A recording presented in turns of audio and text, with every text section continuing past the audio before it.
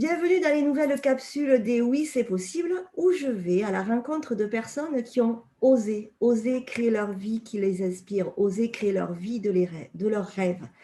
Les Oui, c'est possible, on se transforme, on vibre haut et on impacte le monde. Aujourd'hui, j'ai le bonheur d'accueillir Luc Baudin, ancien médecin diplômé en cancérologie clinique, conférencier, formateur spécialisé dans les médecines naturelles et auteur de nombreux livres, entre autres son nouveau livre, La Révolution de l'amour. Nous en parlerons en fin d'interview, aux éditions Très Daniel. Alors, bienvenue Luc Baudin, merci. Merci beaucoup de prendre ce temps pour nous inspirer. Merci Céline et merci à tous les spectateurs qui vont écouter cette vidéo.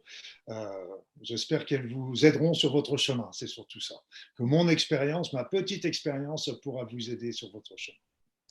Alors moi, Luc, j'ai une question. Là, ma première question, en fait, vous avez été médecin pendant 25 années, c'est pas rien.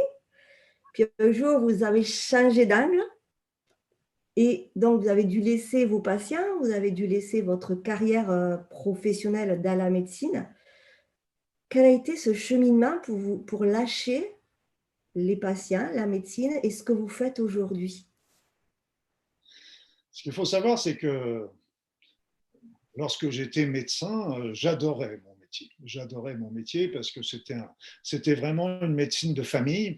Il n'y avait pas encore les ordinateurs, mais il y avait beaucoup de charges. Il y avait les gardes de week-end, les gardes du nuit pendant la semaine, etc. Donc il y avait une charge de travail qui était importante. Mais ce que j'adorais, c'était la communication qu'il pouvait y avoir avec mes patients. Et Dieu sait, je le dis et je le répète souvent, c'est que si j'en suis là aujourd'hui dans mon chemin de vie, quelque part, c'est aussi en grande partie grâce à eux, et c'est souvent eux qui m'ont ouvert sur plein de visions différentes. Et moi, j'ai toujours été, tous les ans, je me formais également à des médecines naturelles différentes. Alors, je ne vais pas vous donner la liste, ça passait de l'ostéo à la nutrition, à la micro-immunothérapie, à la mésothérapie. Puis après ça, je me suis intéressé à d'autres domaines comme la force de la pensée, comme les groupes de prière, comme les états de mort imminente, etc. Donc tout ça, ça m'a passionné. Et tout ça, au cours de toutes mes années de carrière, il y a eu une alchimie qui se passait entre mes patients et moi. Et puis, arrivé à un moment où j'ai remarqué que cette alchimie commençait à ne plus être présente. Il y avait plus, les patients ont changé, certainement que moi aussi j'ai changé, tout a changé, les ordinateurs sont arrivés, tout ça, c'est pas en train, je suis pas en train de faire la vieille nostalgie, oh le bon, comment que c'était bien autrefois, c'est pas du tout ça, c'était que ça a changé, c'est la vie, hein, ça change, mais c'est là que je me suis pas reconnu, et puis à un moment, j'ai perdu un petit peu le feeling. Alors à ce moment-là, j'avais le choix entre me dire, OK, j'étais médecin installé, je tournais plutôt bien, je travaillais sur rendez-vous, un mois de rendez-vous d'avance, etc. Donc, j'aurais pu continuer tranquillos jusqu'à la retraite et puis toucher ma retraite. Mais simplement, j'étais plus satisfait. J'étais plus satisfait de ce que je faisais. Et donc, en fait, je me suis arrêté déjà une première fois. Ça a été une grosse cassure, c'est clair, aussi bien pour mes patients, parce que là aussi, quelque part, même pour moi, je perdais mon statut de médecin. Donc, j'ai même déménagé, donc j'étais dans une ville où j'étais inconnu, alors qu'autrefois, dans la ville où j'étais, je ne pouvais pas faire 10 mètres sans rencontrer quelqu'un que je connaissais. Donc, ça change complètement tout. Mais ça m'a permis aussi de faire un certain nombre de choses que je n'avais jamais pu le temps de faire. C'est là que je me suis passé mon diplôme de cancérologie clinique. C'est là que j'ai commencé à écrire mon premier bouquin. C'est là que j'ai commencé à faire une mission humanitaire au Tibet en particulier. Et donc, ça m'a permis de faire des choses. Et je me suis dit, bon, il y avait quand même mes patients qui me manquaient quelque part. Et donc, j'ai recréé un cabinet, d'une part en France, et puis après ça, en Nouvelle-Calédonie. Mais là encore, je me suis aperçu qu'en effet, même s'il y avait vraiment une bonne il y avait quelque chose qui se créait avec mes patients. Malgré tout, moi, je sentais qu'il y avait quelque chose qui n'allait plus. Donc, c'est là que j'ai vraiment décidé d'arrêter. Mais quand j'ai arrêté la deuxième fois, en fait, je ne savais pas du tout où j'allais. Je ne savais pas où j'allais. Je ne savais pas du tout. Et donc, c'était le territoire vierge devant moi. Et puis, j'ai fait le pas. J'ai fait le pas parce que je me suis dit, il faut, et c'est là que les premiers livres sont sortis, c'est là que ça a commencé à intéresser un certain nombre de personnes, d'éditeurs, c'est là que j'ai commencé aussi à écrire dans des revues de médecine naturelle, mais c'est les occasions qui sont arrivées parce que j'avais arrêté. Je n'ai pas arrêté parce que j'avais ces occasions-là. Il faut bien savoir ça, hein, c'est que ce pas-là, il faut le faire. Je ne savais pas, j'étais dans l'inconnu, mais j'avais confiance et les opportunités sont arrivées. Alors de fil en aiguille, j'ai écrit dans des journaux, j'ai aussi commencé à lancer des formations en soins énergétiques, etc. Et puis au fur et à mesure, même au niveau des sujets de mes livres, ont beaucoup évolué au fur et à mesure du temps. Là encore, j'ai jamais prémédité quoi que ce soit. Je suis toujours que mon inspiration et mes envies de partager. Au début, c'était plus dans le domaine médical et des médecines naturelles, par exemple l'Alzheimer, les traitements naturels ou la fibromyalgie, même le cancer, quels sont les traitements naturels qu'on peut donner. Moi, j'ai toujours travaillé en consensus, c'était en complément des traitements conventionnels. Je ne suis jamais de l'alternative, c'est toujours du complémentaire. Et puis, donc, c'est pour ça qu'au fur et à mesure, là encore, les opportunités, le cœur, je me suis intéressé à des choses et qui m'ont commencé à me lancer dans des techniques hawaïennes avec le Ho'oponopono. Après ça, c'était la méthode Ahura, ça a été d'autres livres sur la loi d'attraction, les éléments aussi des soins énergétiques, l'enfant intérieur, etc. Et puis là, tout dernièrement, j'ai réécrit justement un grand manuel de soins énergétiques, mais aussi deux livres qui sont en plus de celui-là, deux livres de fond. Le premier, le deuxième après le grand manuel de soins énergétiques, c'est la médecine spirituelle. Il faut être assez gonflé pour écrire ça, mais c'est pas grave. Et le sous-titre qui résume bien la situation, c'est guérir l'âme pour soigner le corps. C'est plus l'âme pour guérir le corps. Et puis le dernier, c'est ce que vous avez montré tout à l'heure, c'est aussi cette révolution de l'amour qui a été écrite avant l'épidémie de Covid et qui aujourd'hui, la sortie a été différée à cause de cette épidémie et du confinement, mais je dirais qu'il est en plein dans l'actualité.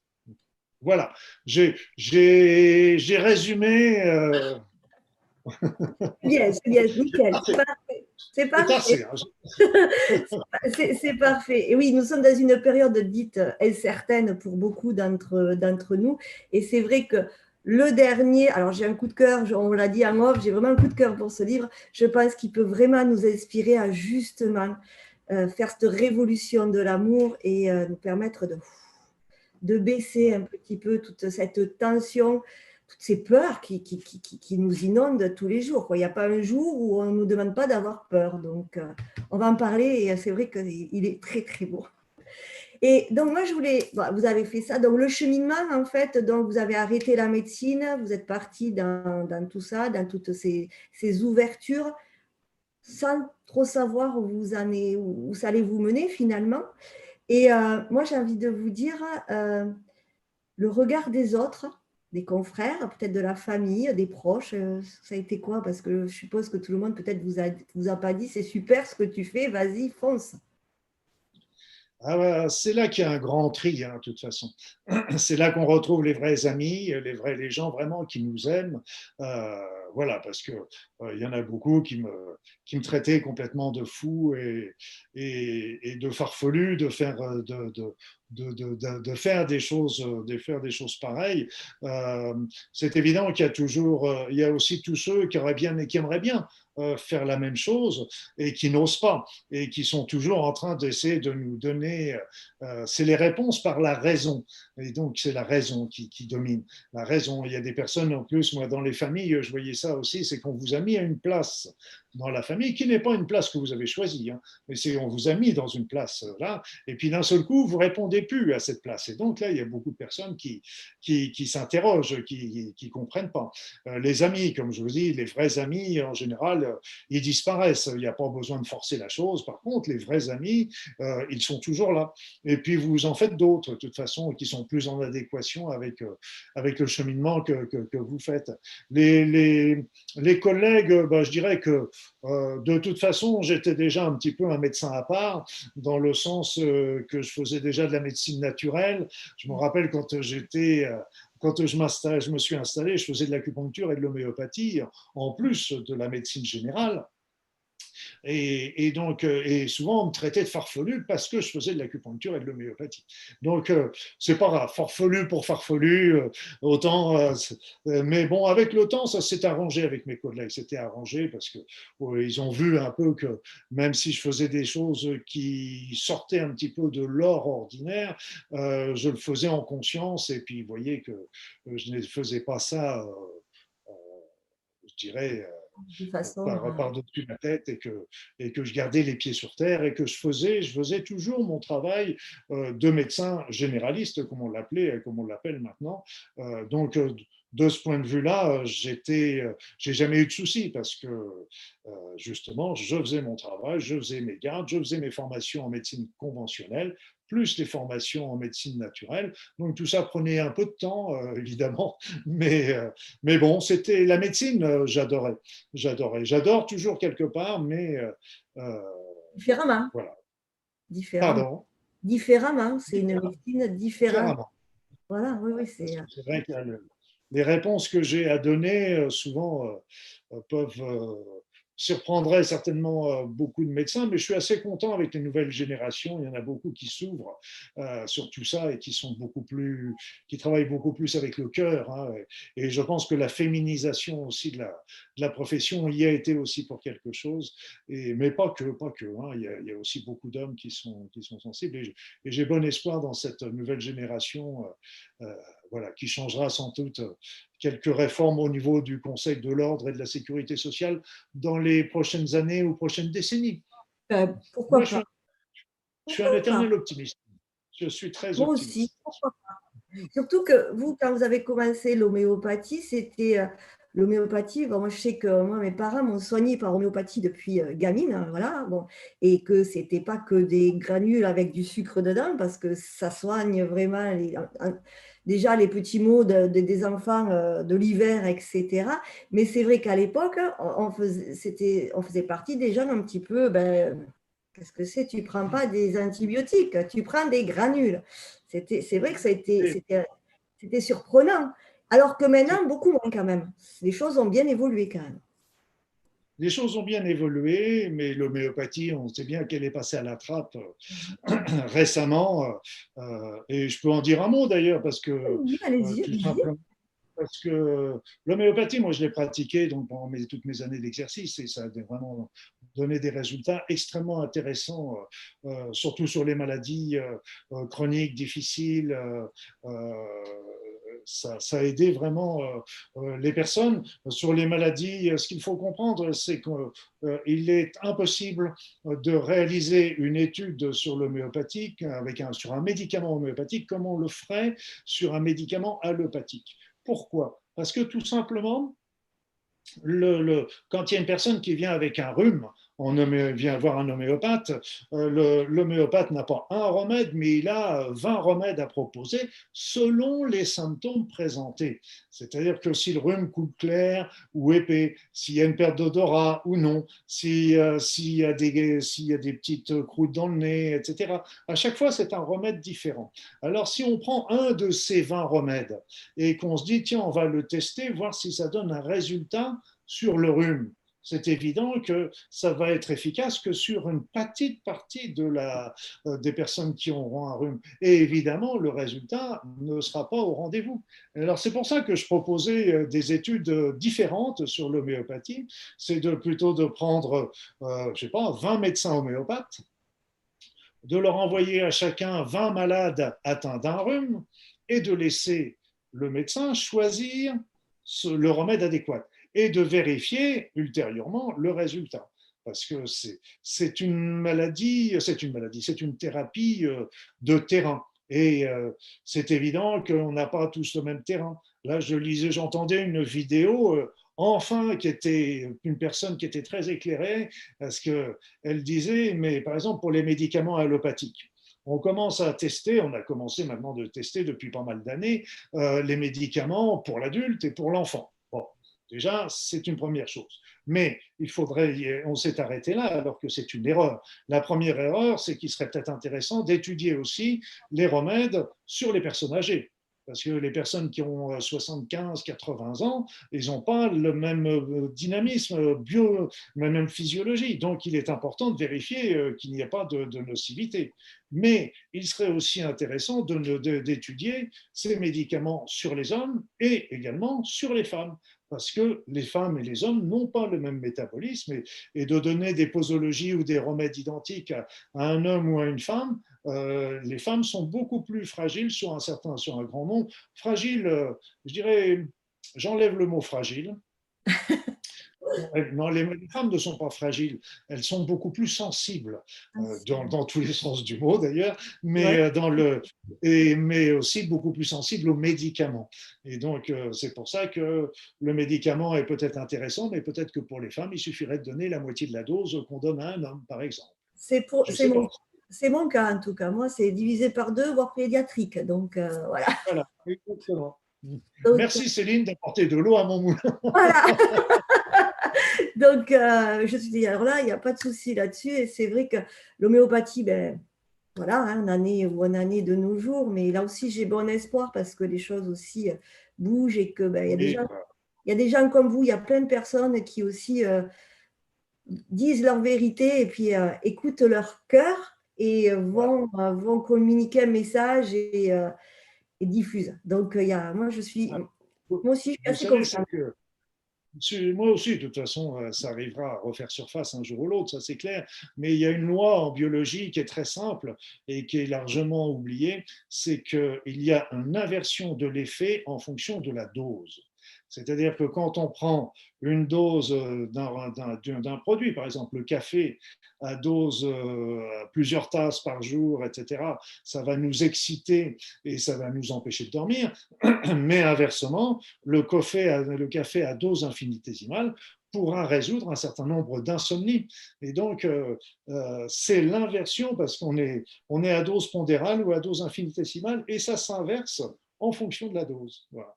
Alors, vous savez quoi? J'entends parler de mon ancien médecin homéopathe quand je vous entends. C'est trop bien. J'ai un flashback là.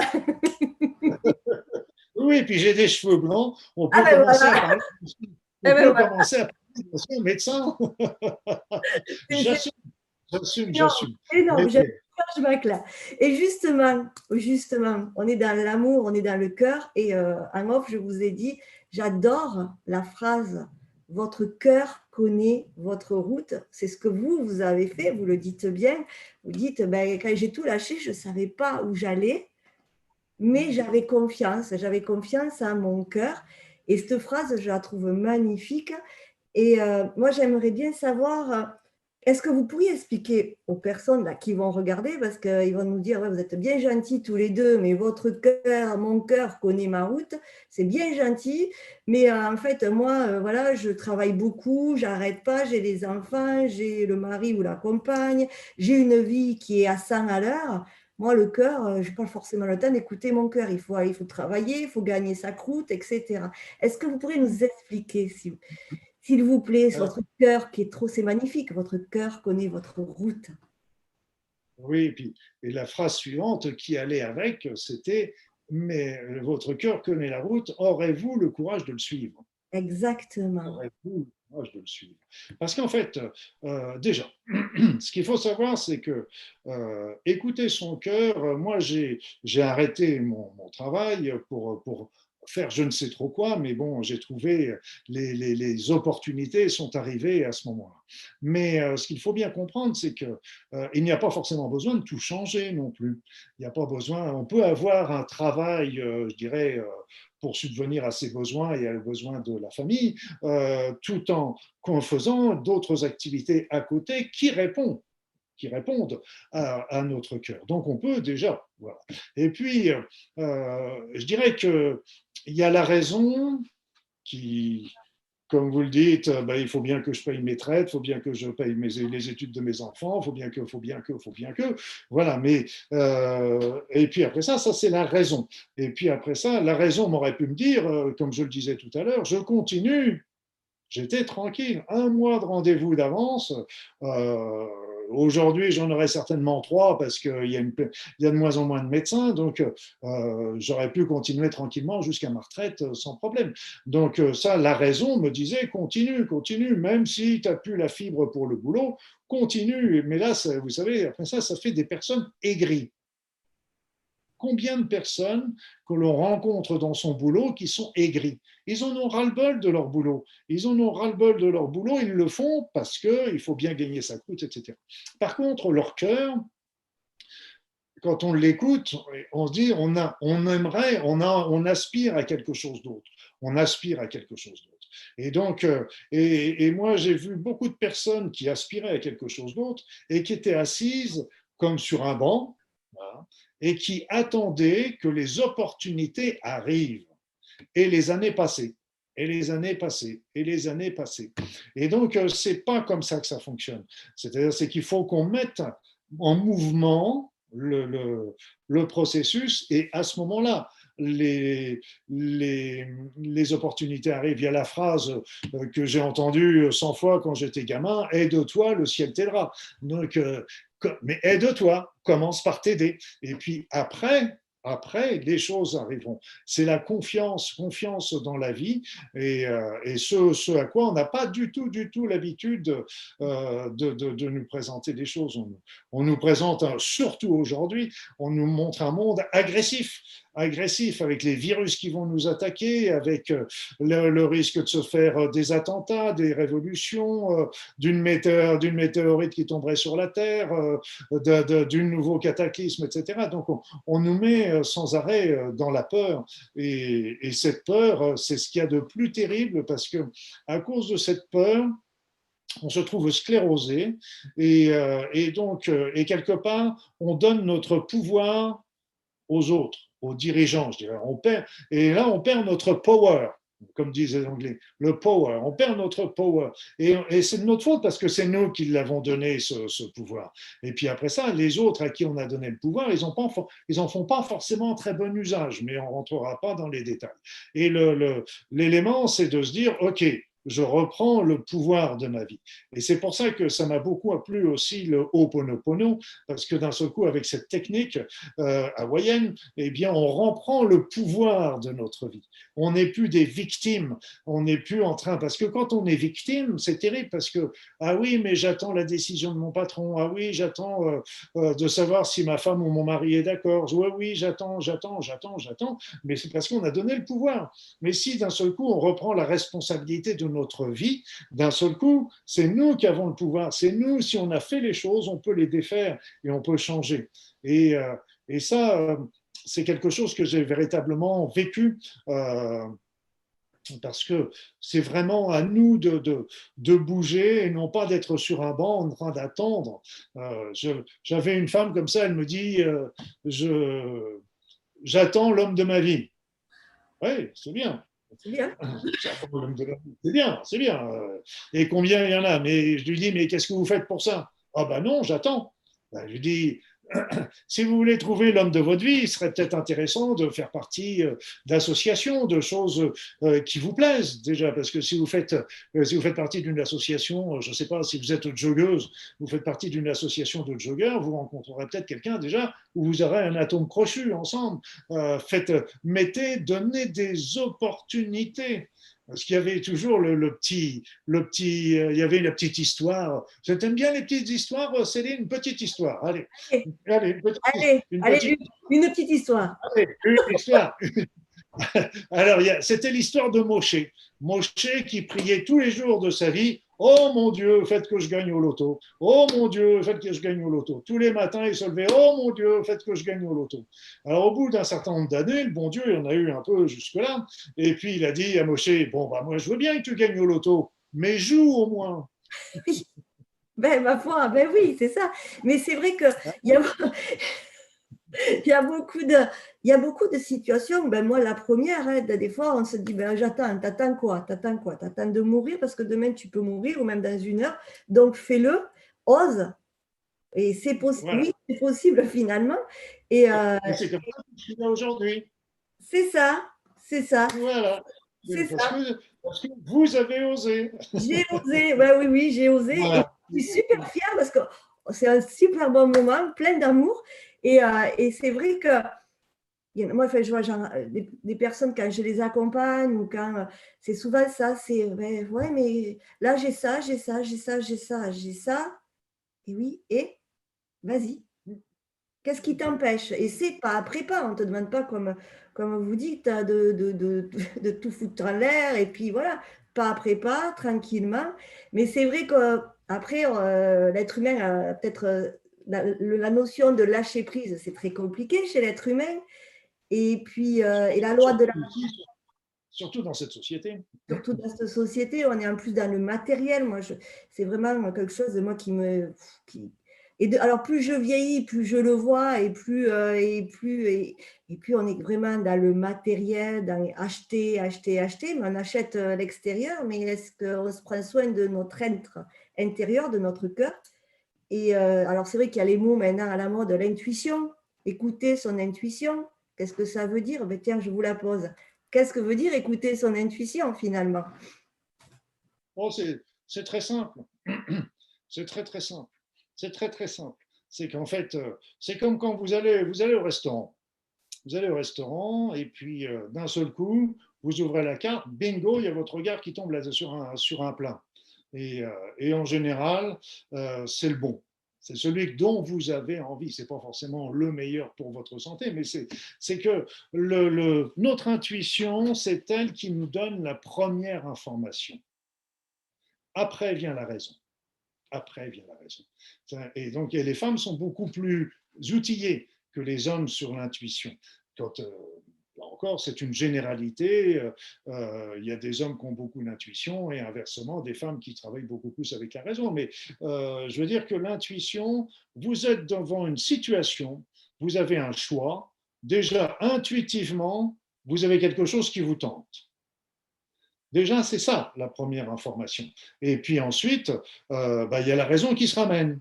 La raison qui dit oui, mais non, mais machin, et puis on ne va pas avoir le temps, puis on a autre chose à faire, etc. Il va vous donner moult explications pour ne pas le faire. La raison, il n'y a rien de mieux pour rester assis sur son banc pendant toute sa vie.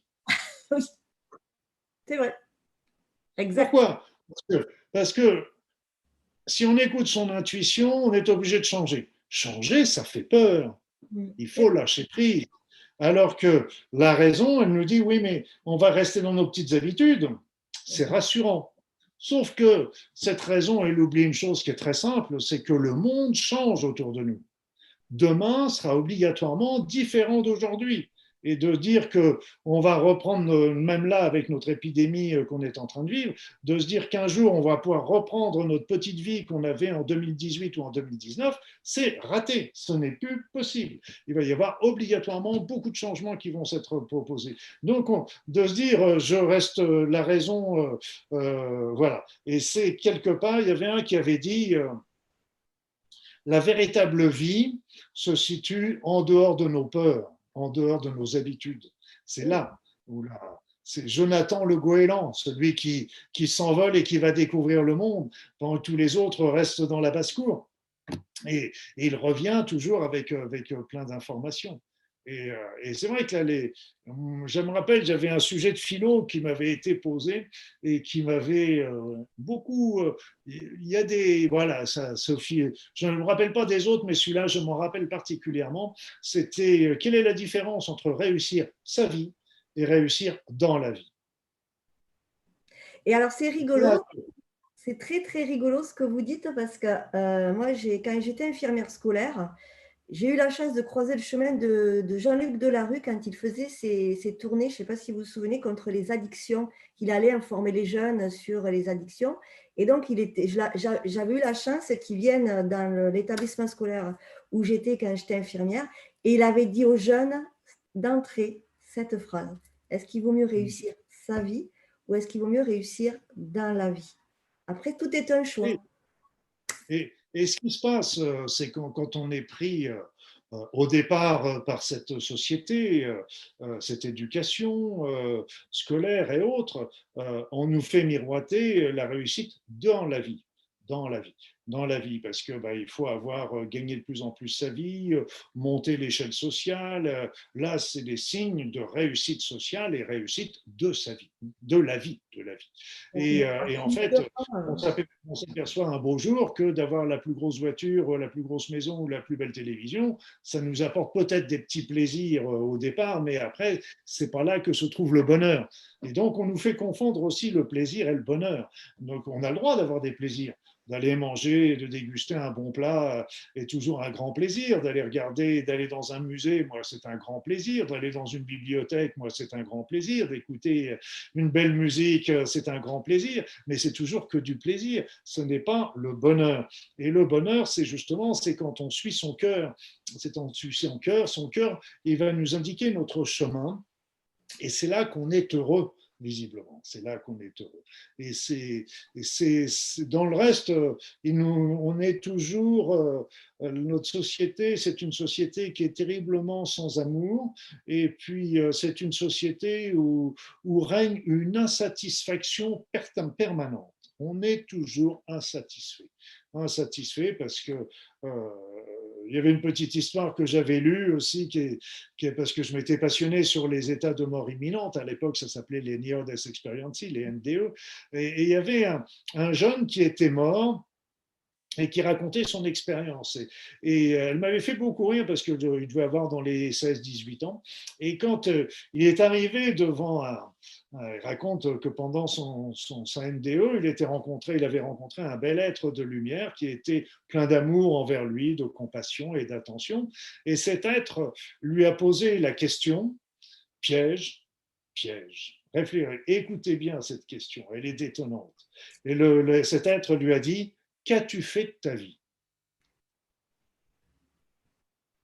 Et ouais. Et alors, la réponse de ce jeune a été merveilleuse parce que le jeune, il a eu sa mâchoire inférieure qui est tombée, comme nous le faisons tous quand on nous pose cette question-là. Et ce jeune, il a dit après, quand il m'a posé cette question, il m'a dit, il racontait, j'étais boy scout, je faisais mes bonnes actions, mes machins, etc. Donc je pensais être digne. Et puis quand il m'a posé cette question-là, je me suis rendu compte que je l'étais complètement à côté de la plaque.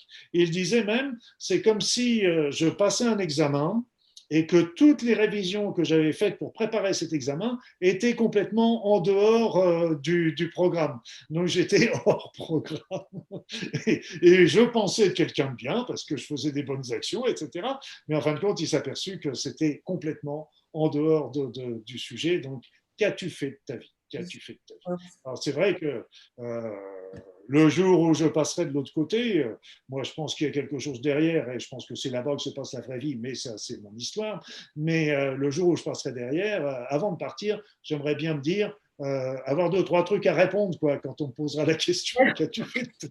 Alors ben voilà, on vous invite à se la poser, à vous la poser, cette belle question. Qu'as-tu fait de ta vie? Et c'est vrai que c'est quand même essentiel parce que on peut passer une vie à être là et puis, comme vous dites, subir, voilà, être là et puis faire Mais bonheur ce qu'il malade. faut, ce qu'il faut bien comprendre aussi, c'est qu'il n'y a pas de petit travail, petit métier, petites activités. Moi, je pense en particulier à toutes ces femmes et maintenant à tous ces hommes qui s'occupent de leurs enfants. Ah C'est quelque oui, chose de magnifique. Et il ne faut surtout pas dévaloriser ce genre d'action et de travail. Et je dis bien de travail, parce que c'est un travail qui prend 24 sur 24. Hein. Et donc, on peut être dans tous les métiers. J'ai vu un plombier qui était absolument extraordinaire aussi par rapport à tout ça. Donc, c'est pas une question de travail et d'être un grand de son monde, où tout le monde, il y en a d'autres qui rêvent d'être celui qui va guérir le cancer ou qui va être le prochain président de la République. Je dirais que ce n'est pas forcément la meilleure voie pour évoluer pour son chemin de vie.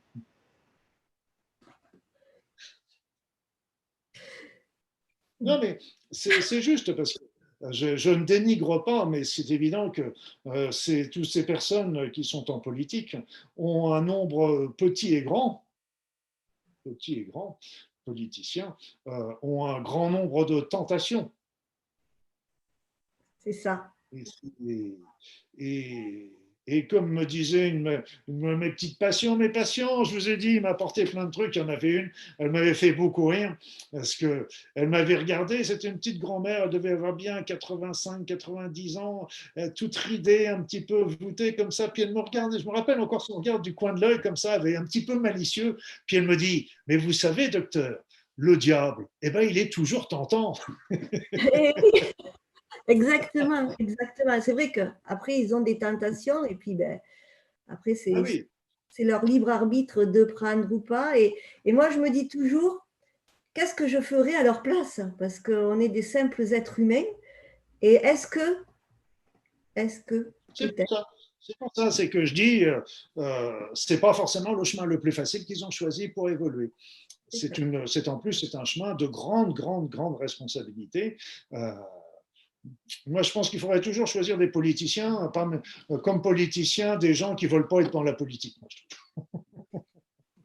on y Ah, va, je ne veux pas être politicien. Ben, ça tombe bien, tu veux être député. Allez, on y va.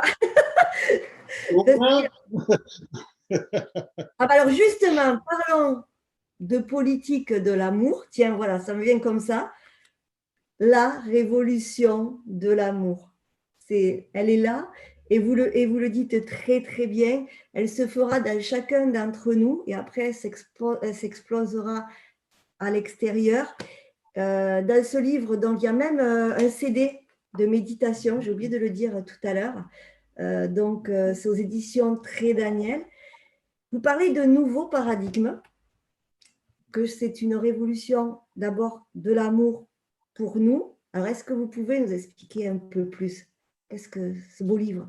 Dites-nous tout. Aujourd'hui, ce que je vais dire, tout le monde va le comprendre parce que la situation d'aujourd'hui est très évocatrice. Maintenant, si les personnes n'ont pas encore compris, il faudrait qu'ils s'y mettent parce que ça crève les yeux. C'est qu'on a aujourd'hui deux mouvements qui se font. Le mouvement gouvernemental qui prend des directions, mais qui font des directions avec de la peur, et puis avec des mesures, des contre-mesures, et puis on fait des mesures à l'envers, etc. Donc, on est tous complètement perdus par rapport à ça. Mais bon, c'est très anxiogène. Et puis il y a l'autre mouvement qui est catalogué par le premier, parce qu'ils ne se présentent pas comme ça, mais on les catalogue comme ça, comme étant des complotistes. Mais seulement parce qu'ils sont complotistes parce qu'ils n'adhèrent pas forcément à toutes les mesures gouvernementales et souvent avec juste raison. Donc il y a des choses qui sont justes d'un côté, des choses qui sont justes de l'autre, mais de toute façon, l'un et l'autre ne rêvent qu'à continuer de développer une société telle qu'on l'a connue jusqu'à présent. Les premiers en poursuivant dans certains domaines, les autres en supprimant certaines lois et certaines réflexions, mais en fin de compte, de continuer toujours. Mais en fait, et le confinement a éclairé beaucoup des esprits aussi, c'est qu'en fait, on s'aperçoit qu'on n'est pas là pour réussir dans la vie, on est là pour réussir sa vie. Et donc, il est temps peut-être de réfléchir à une nouvelle société.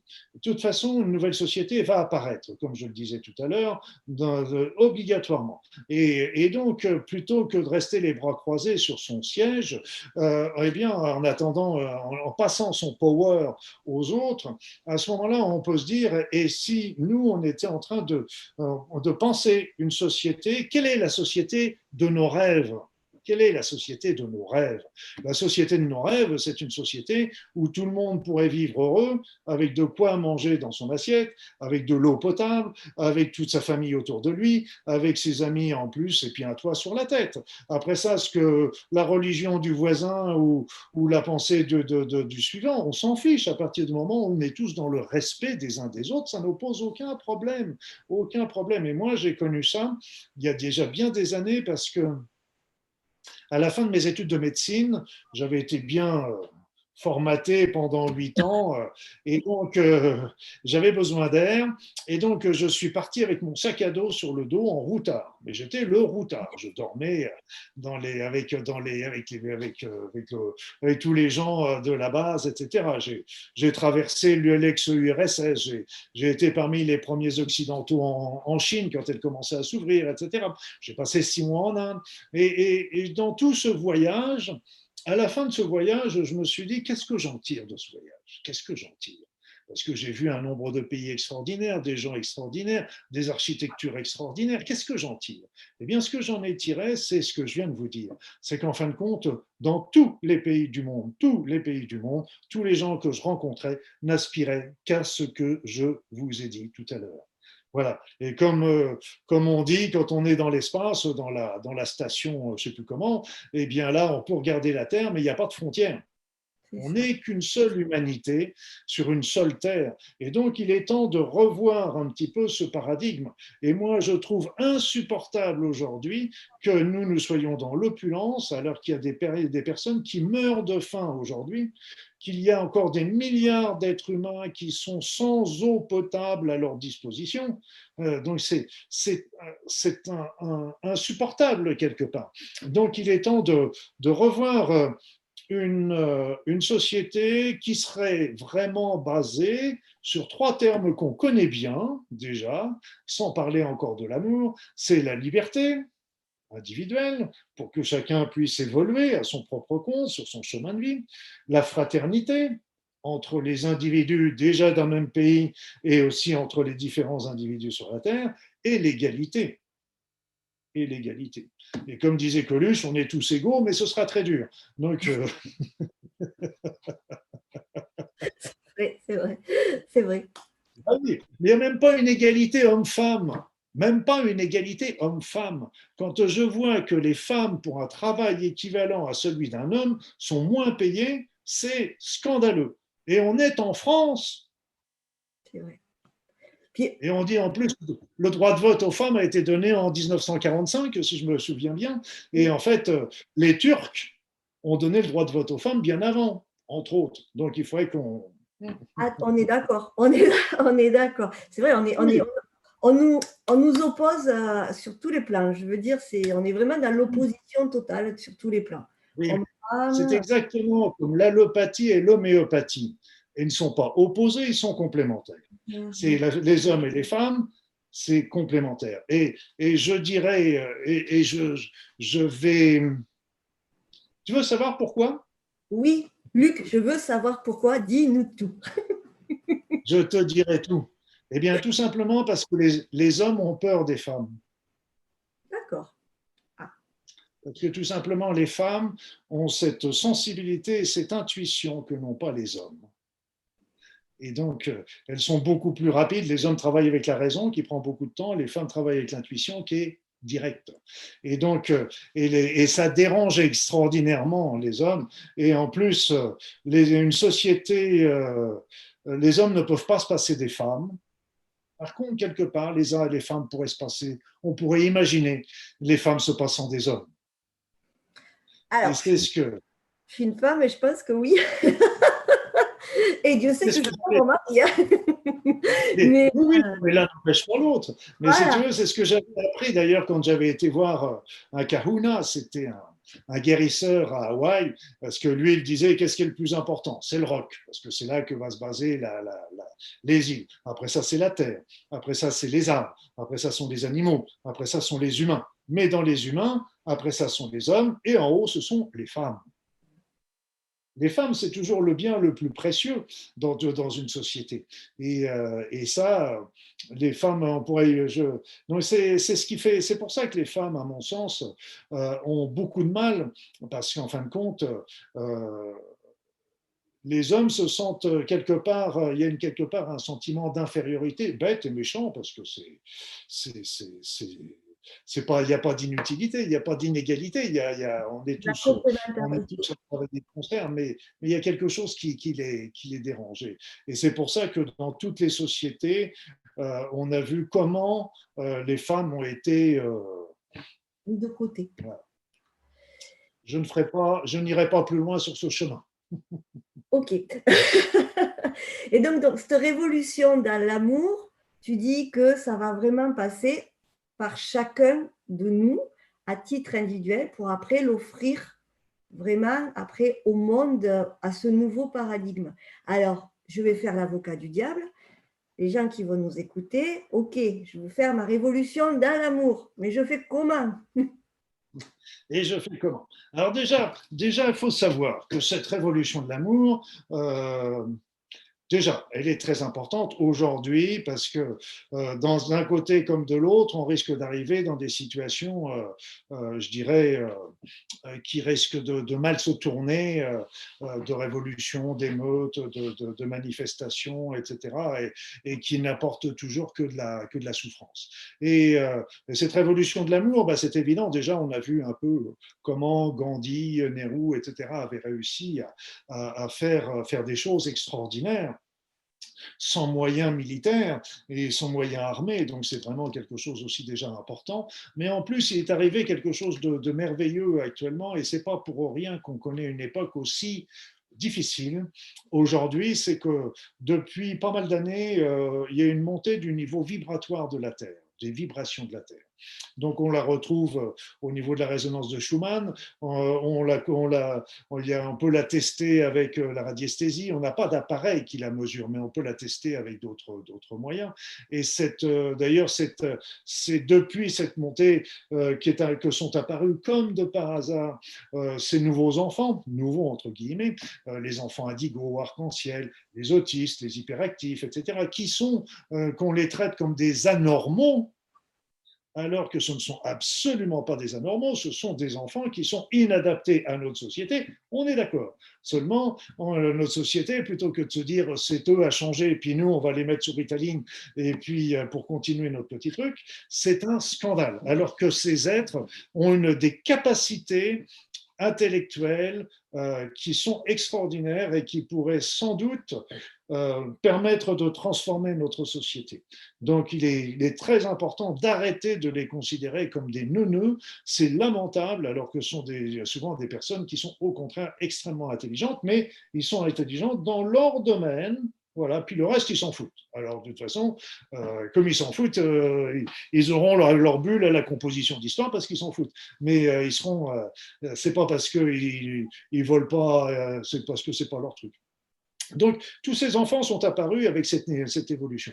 Regardez même dans les animaux ont changé également. Moi, je me rappelle autrefois, quand il y avait deux chiens qui se reniflaient, qui étaient dans la rue, ils se reniflaient l'arrière-train sans arrêt. Là, aujourd'hui, les deux chiens, ils se reniflent l'arrière-train pour faire connaissance, et puis après ça, ils s'assoient, mais c'est comme s'ils étaient en train de discuter. Il y a des attitudes qui changent, même chez les animaux, tous les animaux, et là, ce montée vibratoire monte à niveau de conscience. Mais on est dans un monde de dualité. C'est bien qu'en fait, plus ça monte d'un côté, plus ça descend de l'autre.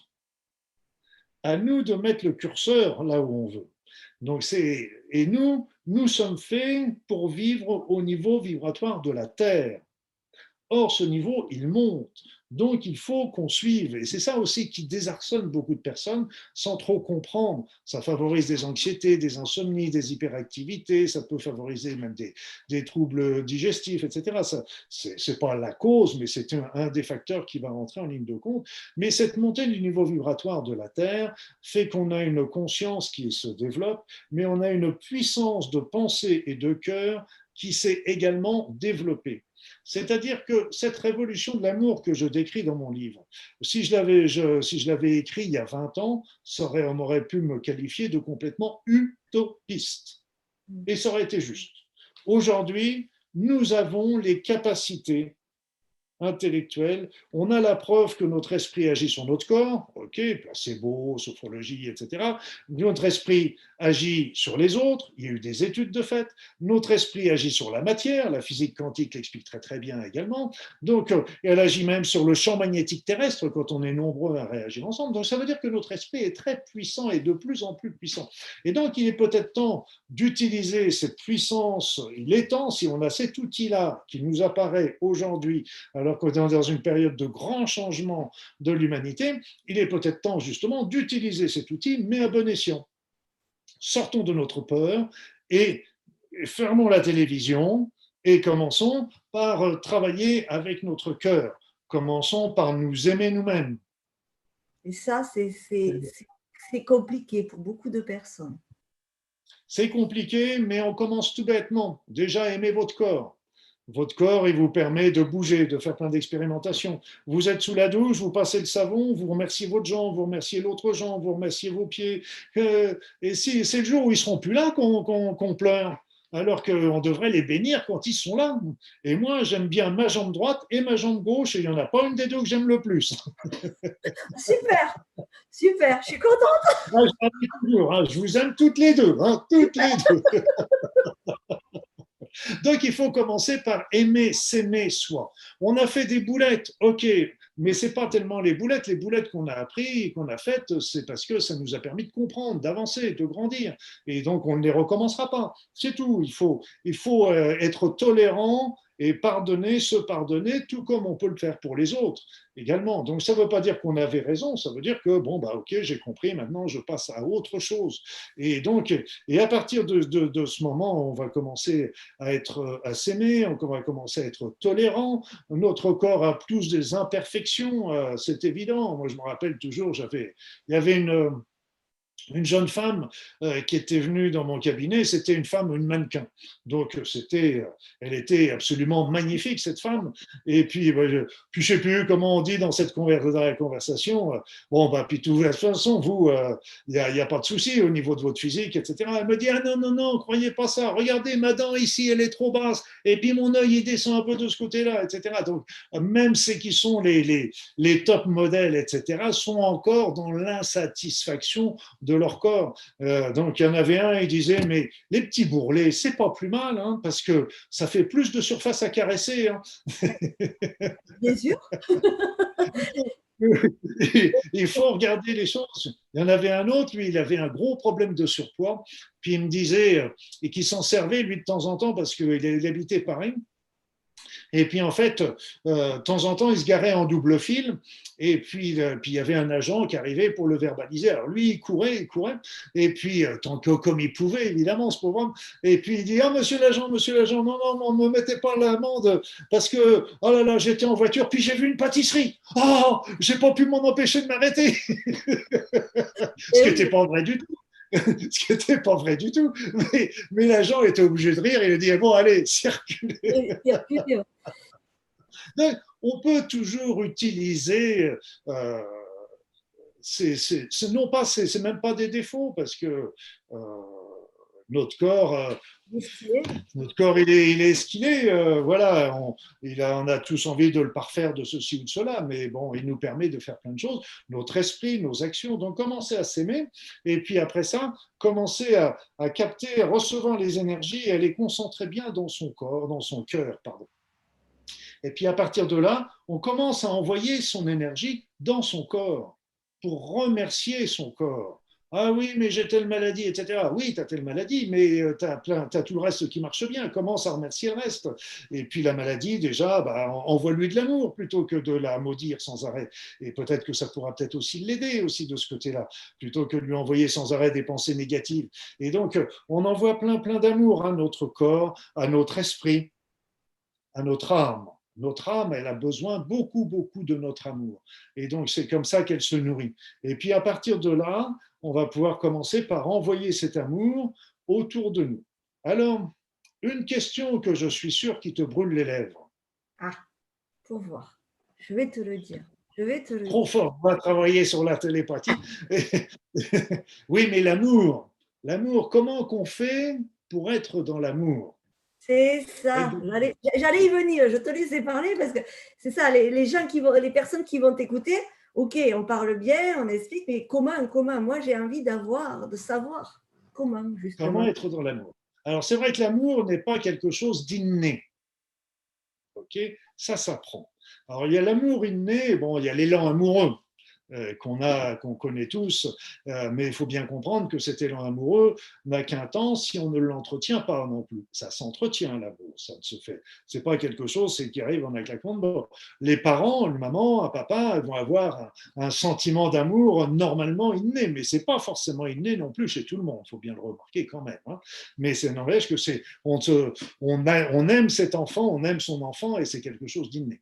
Mais dans les situations générales, comment qu'on fait pour être dans l'amour? Là, on a connu obligatoirement dans notre vie des périodes, des situations où on a été dans l'amour. L'amour avec son mari, avec sa femme, ou avec ses enfants, dans une réunion familiale, que sais-je. Alors, ce qu'ils font, c'est déjà se rebrancher sur cette situation. Se rebrancher sur cette situation pour ressentir un petit peu ce qu'on a vécu, comment ça s'est passé. Voilà, donc déjà, ça nous donnera une première approche. Une deuxième approche, c'est que, la deuxième chose, c'est qu'il faut, l'amour, ça se décide. C'est-à-dire qu'il faut déjà décider, OK, je vais placer l'amour au centre de ma vie. C'est-à-dire que je vais essayer, et je vais le faire au fur et à mesure, mais que toutes mes pensées, mes actions, mes décisions soient gouvernées par l'amour. Voilà. Au début, on va avoir des faux pas, hein, ça c'est normal, il faut être tolérant là encore. Mais déjà, dire je veux le placer au centre. Et puis, on peut commencer par des choses plus faciles, atteignables que l'amour. On peut commencer tout simplement par l'intégrité, l'équité, le partage, l'altruisme, la compassion. Voilà. On peut commencer par ces sentiments qui sont des beaux sentiments, et puis au fur et à mesure qu'on les met dans sa vie, bah, ça se développe et on s'approche comme ça progressivement de cette notion d'amour. Parce que l'amour, ça se veut, ça se décide plus exactement, et puis l'amour, ça s'apprend. Et c'est vrai que on a tous des réactions euh, primaire que quand on a quand on rencontre les autres, quel con celui-là, mais qu'est-ce que c'est que ce conducteur à la noix, etc. Donc c'est tous des réactions primaires, je dis bien, parce que en fin de compte, on ne sait pas ce que vit l'autre. Pourquoi, s'il a fait ça, c'est peut-être qu'il est perdu dans un tas de fatras de problèmes, etc., et qu'il ne nous a pas vus, et donc on a une intolérance complète par rapport à ça.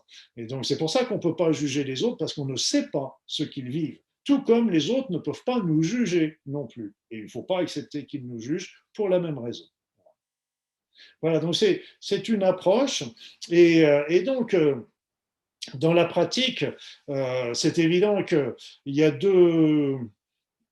il y a deux parties. La première partie, c'est essayer de mettre le plus d'amour ou de compassion ou d'équité, d'intégrité, de partage dans notre vie, que ce soit vraiment quelque chose qui domine notre, notre vie et que ce soit pas parce qu'en plus et de l'autre côté il va falloir faire des moments dans la journée où on va prendre 2, 3 minutes, 5 minutes, un quart d'heure, ce qu'on veut, peu importe, où on va déjà s'envoyer de l'amour, et puis aussi commencer à rayonner de l'amour tout autour de nous, sur toutes les personnes, tous les êtres humains qui peuplent cette terre, sans distinction.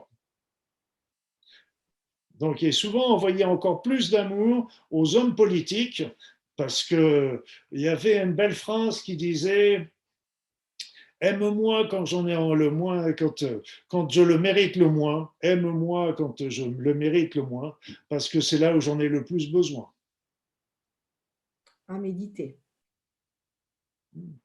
Et c'est tout à fait juste. Et donc, en fait, si on envoie de l'amour à quelqu'un, ça va déjà l'aider à être bien, ça va l'aider à monter son propre niveau vibratoire. Et puis, en plus, ça va l'aider aussi peut-être à faire le choix aussi d'être dans l'amour. Et ça, c'est important. Donc, c'est vrai que quand on commence à s'aimer, ça va déjà être bien pour nous et pour notre corps. Et puis après ça, ça va être bien quand on envoie ça sur les autres. Et on sait ensuite que si on est nombreux à faire cette révolution et qu'on ait 7 ans ou qu'on en ait 97, ça n'a aucune espèce d'importance. On la fait comme on veut, le temps qu'on veut, chez soi, tranquillement. Et à ce moment-là, on envoie cet amour. Mais si on est assez nombreux à faire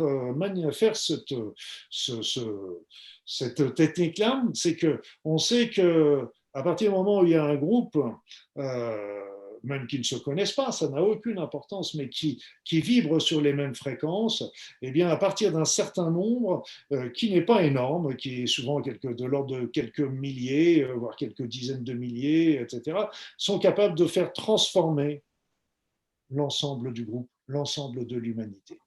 Donc c'est pour ça que c'est très très important. Je résume, on a une force de conscience importante. On a cette force de pensée qu'on peut utiliser justement à bon escient pour faire la troisième voie, la voie de l'amour dans cette situation que connaît aujourd'hui l'humanité, pour créer un monde de demain qui soit beau, équitable, juste, et où il fera bon vivre et où nos enfants pourront être heureux. Voilà. Quel joli mot de la fin, j'ai rien à dire de plus. C'est merci. Je dirais encore un mot de plus, puisque Ouais. tu m'y incites. J'insiste sur le fait que c'est une révolution évidemment pacifique. C'est une révolution qui s'oppose à rien. C'est une révolution simplement qui se passe au niveau de son cœur et des autres. Et si cette pensée est valable, efficace, elle va se mettre en place. Et si elle se met en place, l'ancien système va tomber de lui-même sans heurts ni difficulté. Ça veut dire aussi, et je terminerai quand même sur le dernier point qui me paraît important, c'est que la révolution de l'amour, c'est une révolution c'est la troisième voie. Mais qui dit révolution de l'amour, même si on envoie de l'amour, même si on aime nos enfants, de temps en temps, on est bien là pour les gronder ou dire qu'on n'est pas d'accord. Tout à fait. Ça n'empêche pas qu'on les aime. Donc, et là, c'est pareil.